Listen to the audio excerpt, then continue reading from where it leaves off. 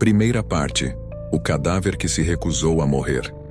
Dr. Henrique sempre se orgulhou de ser um homem de ciência. Após 15 anos trabalhando como patologista forense no Hospital São Vicente, em Porto Alegre, ele havia visto de tudo. Corpos carbonizados, vítimas de acidentes brutais, casos de homicídio que deixariam qualquer pessoa comum sem dormir por semanas. Mas nada disso o abalava. Para ele, a morte era apenas biologia, química e decomposição.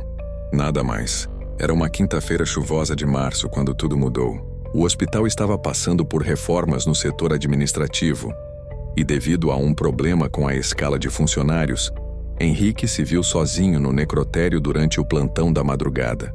Não que isso fosse novidade. Ele preferia trabalhar sozinho sem as conversas banais dos técnicos ou as superstições tolas dos auxiliares. Naquela noite, 3 corpos aguardavam sua atenção. O primeiro era de um idoso que havia falecido por causas naturais. Rotina.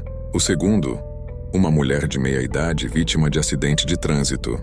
O terceiro caso, porém, despertou sua curiosidade. Lucas Mendonça, 28 anos, encontrado morto em seu apartamento sem sinais aparentes de violência. O relatório policial mencionava apenas que os vizinhos sentiram um cheiro forte e chamaram as autoridades. Henrique decidiu começar pelo caso mais intrigante. Enquanto preparava os instrumentos, notou algo peculiar. O corpo de Lucas estava excepcionalmente bem preservado para alguém que havia ficado dias em um apartamento sem ventilação. A pele tinha uma coloração quase natural e não havia sinais evidentes de decomposição.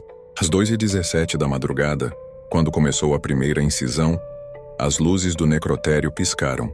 Henrique parou por um momento, olhou ao redor e continuou. Provavelmente problemas na rede elétrica devido à chuva. Mas quando retomou o procedimento, algo o fez gelar. O corpo havia mudado de posição. A cabeça, que estava virada para a esquerda, agora estava centralizada e os olhos, que ele tinha certeza de ter fechado, estavam entreabertos. Rigidez cadavérica. Murmurou para si mesmo, tentando encontrar uma explicação lógica, mas suas mãos tremiam levemente enquanto ajustava a posição do corpo.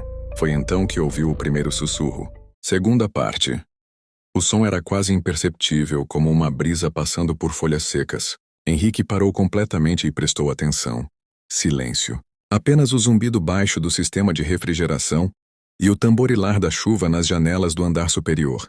Voltou ao trabalho.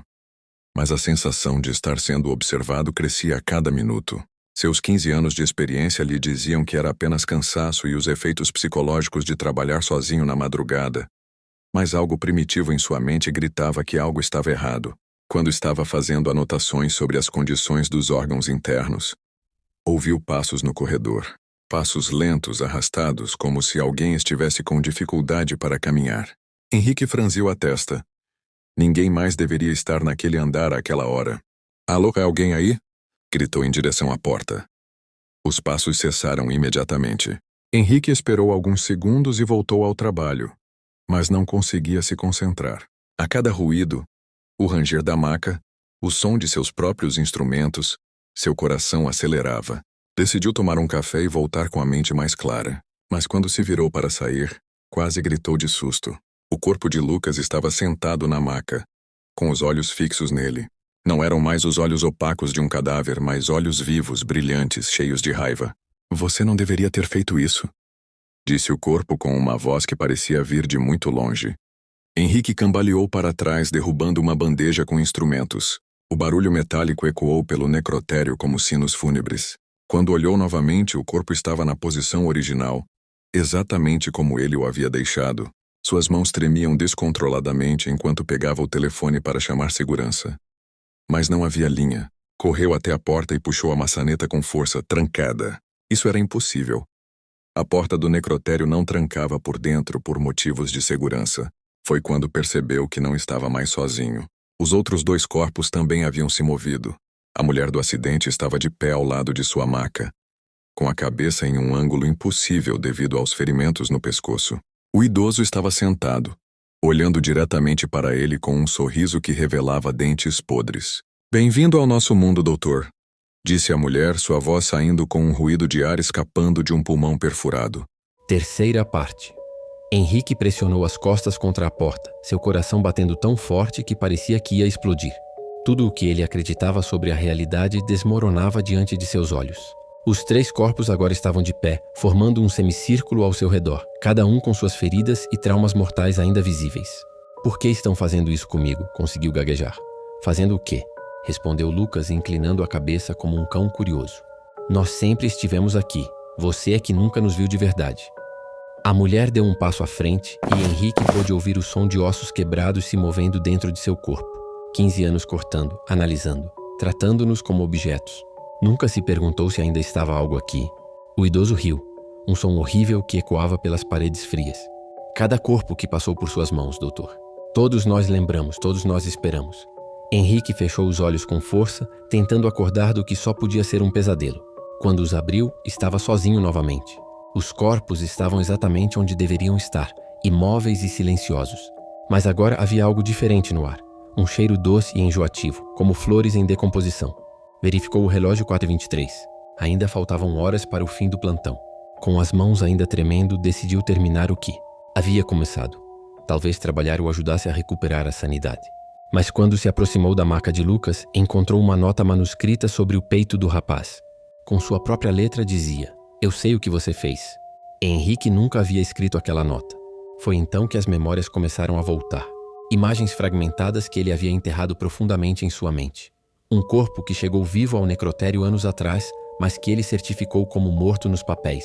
Os gemidos abafados vindos de dentro do armário refrigerado. A decisão de não investigar, de não questionar, de simplesmente seguir o protocolo. Lucas não havia morrido em seu apartamento. Lucas havia morrido ali, no necrotério 3 anos atrás. 4ª parte. Quando o médico se torna a realidade bateu em Henrique como uma avalanche gelada. Ele se lembrava agora de cada detalhe daquela noite terrível 3 anos atrás. Lucas havia chegado ao hospital em coma profundo após uma overdose, mas ainda vivo. Devido a um erro de comunicação entre os setores, seu corpo foi enviado diretamente ao necrotério como falecido. Henrique estava sozinho quando descobriu que o rapaz ainda respirava fracamente. Deveria ter chamado ajuda imediatamente, deveria ter corrido para a emergência. Mas naquele momento, uma voz em sua cabeça sussurrou que seria mais fácil deixar a natureza seguir seu curso. Lucas estava claramente em estado terminal, e sua morte salvaria recursos hospitalares que poderiam ser usados em pacientes com melhores chances. Então ele esperou. Esperou Lucas parar de respirar sozinho. Quando isso finalmente aconteceu, Henrique simplesmente datou o atestado de óbito com o horário de entrada no necrotério e continuou sua rotina. Mas Lucas sabia. De alguma forma, mesmo morto, ele sabia. Lembra-se agora. A voz de Lucas soou diretamente em sua mente. "Você me assistiu morrer. Você poderia ter me salvado, mas escolheu não fazer nada." Henrique olhou ao redor. Não estava mais no necrotério do Hospital São Vicente. As paredes eram diferentes, mais antigas, manchadas de umidade. E havia muito mais macas, dezenas delas, todas ocupadas por corpos que ele reconhecia vagamente. Onde estou?" "O necrotério de verdade", disse a mulher do acidente, que agora ele lembrava ser Maria Santos, outra vítima de sua negligência. Ela havia chegado com sinais vitais fracos, mas ele não havia dado importância suficiente aos procedimentos de emergência. O lugar onde todos nós viemos parar por sua causa. O idoso, João Silva, que havia morrido porque Henrique forjou a causa-mortes para encobrir um erro médico do hospital, acenou com a mão para mostrar todos os outros corpos. "Cada um deles tem uma história, doutor. Uma história sobre como você falhou conosco." Henrique percebeu então que não estava lembrando de 3 anos atrás. Estava lembrando de 15 anos de pequenas corrupções, pequenas negligências, pequenas decisões que custaram vidas. Cada corpo naquele lugar era uma acusação silenciosa contra sua consciência enterrada. Eu não sabia. Você sabia, interrompeu Lucas. Você sempre soube. Por isso nunca conseguiu dormir direito. Por isso sempre trabalha sozinho. Por isso nunca teve uma família de verdade. A terrível verdade final atingiu Henrique como um raio. Ele não estava trabalhando no Hospital São Vicente naquela noite. Ele não estava trabalhando em lugar nenhum há anos. O hospital havia descoberto suas irregularidades e ele havia sido demitido. Sua esposa o havia deixado. Seus filhos não falavam mais com ele. Ele estava em casa sozinho, há dias tentando esquecer tudo com álcool e medicamentos. E agora... Bem-vindo ao nosso lado, doutor.